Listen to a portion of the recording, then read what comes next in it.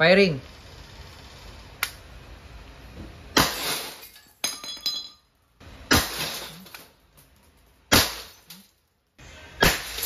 Durog pa rin.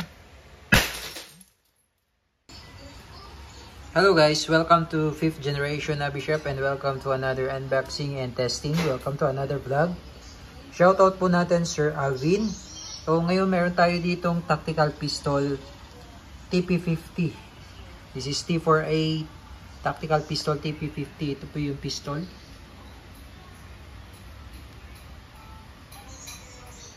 Okay, this is Gen 2 po. Naka fiber optic sight front and rear. Meron siyang rail for accessories.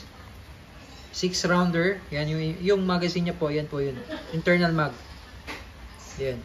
So bali ang bala niya ay caliber 50. You can use rubber ball. This is the rubber ball po. Caliber 50. And this one is the aluminum ball. Caliber 50. Yan. So mamaya ito yung susubukan natin. Yung aluminum ball po. Ayan. Tactical pistol TP50. Ito yung quick pursing. Ito yung indicator pin. Ito yung internal magazine niya, 6 rounder. Dito po ipapasok yan. Yan. Tactical 50, tactical pistol TP50. Yan. So, bali ang hangin niya ay CO2 12G. Ito pong isang CO2 good for 12 to 15 shots. 12 to 15 shots po yung isang cartridge. This is disposable po. Okay. Okay, so bali dito yung kanyang internal magazine na 6 rounder. Spring fed siya. Spring fed. Ayan. Sakad nyo lang sa dulo yung spring. Okay, dito nyo po ilo-load yung bala. Okay, this is aluminum ball caliber 50. 6 po ang capacity niya. Yan, 6. Then lock.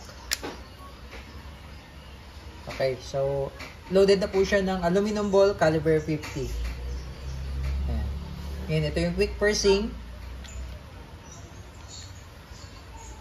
So hanggat hindi nyo ini-strike or hanggat hindi nyo pinapalo yung quick pursing, hindi po makukonsume yung CO2 dahil hindi naman po siya mapapuncture.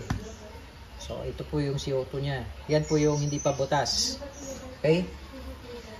Pilang natin ng konting oil. Okay, and then pag ipapasok pa ganyan po. Pag ganyan po ang pasok niyan.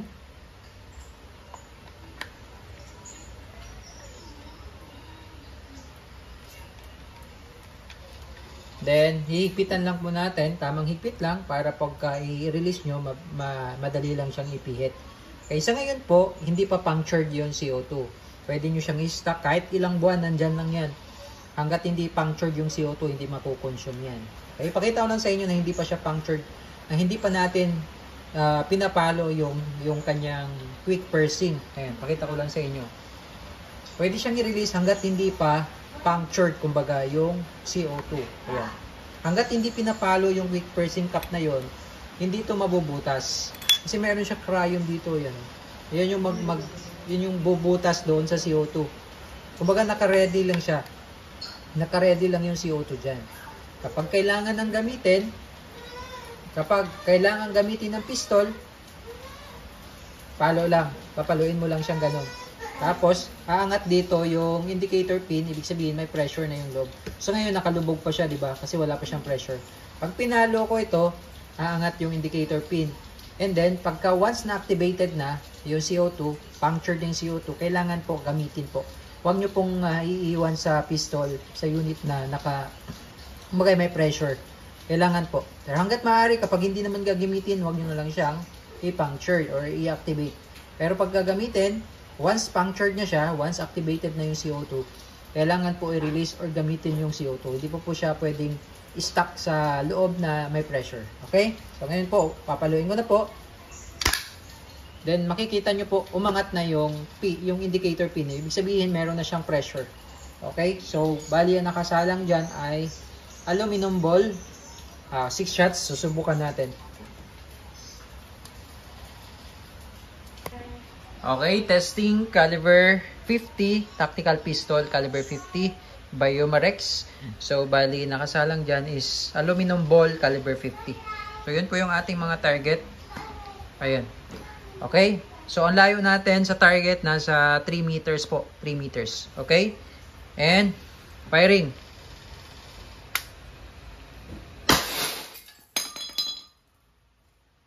Wow, bote yun ng Red Horse.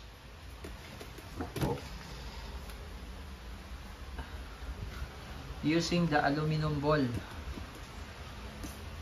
So ang layo ko po sa target na nasa 3 meters. Grabe lakas nito.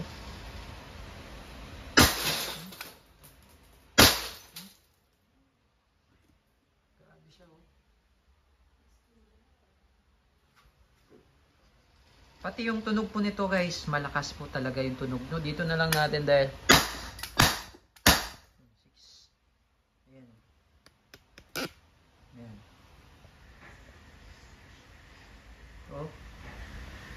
okay, so ubos na po yung 6. Durog-durog po yung ating target, oh.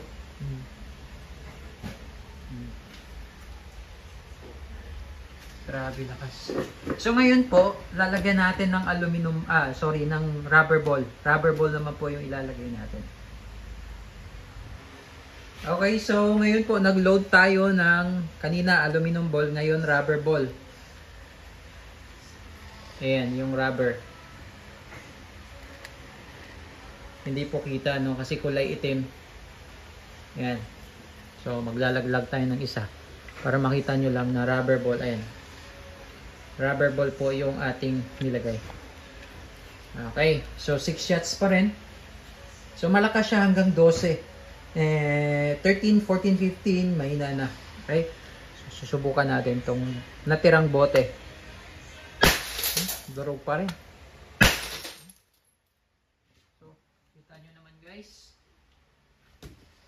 Malakas, TP50, pati yung tunog niya malakas talaga.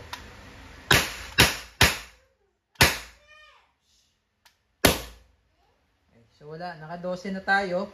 So mag-load tayo ulit hanggang sa maubos po yung pressure, yung CO2. Bawal po kasi siyang i-release hanggat meron pang pressure. Okay?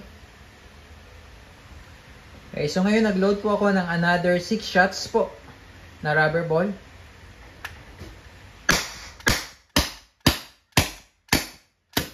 Mahina na siya. So, mahina na siya. So, that's the time na pwede na nating i-twist counterclockwise. At pansinin nyo yung indicator pin niya, babalik yan. Ayun. So, pag mahina na, pwede nyo nang i-release yung CO2.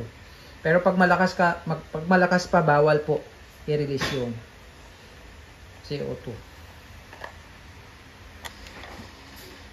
Ayan.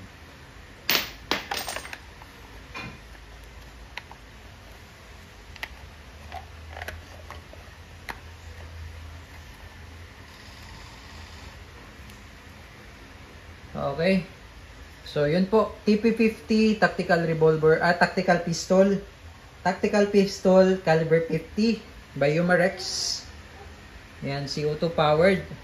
So, tingnan nyo naman yung damage. Ang layo po natin, distance po sa target ay nasa 3 meters. Using the aluminum ball and rubber ball. Ayan, oh, nadurog.